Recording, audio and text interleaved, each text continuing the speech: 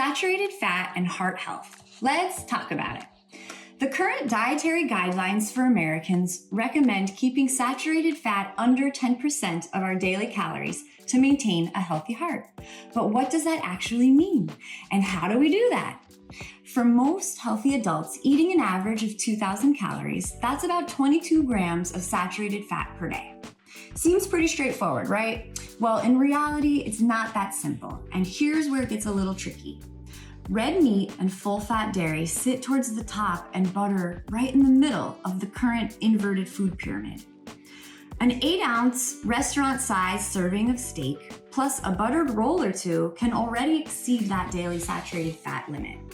Steak and butter are both high in saturated fat, so together they can blow past that 10% target before we've added any cheese, dessert, or other meat you might want to eat that day. So why does this matter? Decades of clinical research show that eating a lot of saturated fat, especially from red meat and butter, can raise LDL, or bad cholesterol, which can build up in the arteries and increase the risk for heart attack and stroke over time.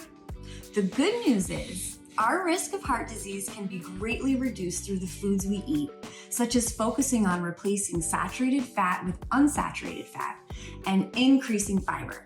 So, here are 3 high fiber, low saturated fat, and delicious alternatives to red meat for a heart healthy meal. Balsamic chicken thighs and broccoli with wild rice, fish roasted with garlic and herbs with a side of lentil and carrot salad, spicy black bean tacos loaded up with fresh veggies on whole grain corn tortillas. And a great swap for full-fat dairy is avocado. Spread it on bread instead of butter. Use slices of it as the cheese in your sandwiches, or mash it up as the mayo in your tuna salad. If avocados are not your thing, unsweetened nut butter is a great alternative to traditional butter. Another swap you can try is low-fat Greek yogurt in your tuna salad. So, it's important to remember that if steak and butter are some of your favorite foods, you don't have to give them up fully or forever.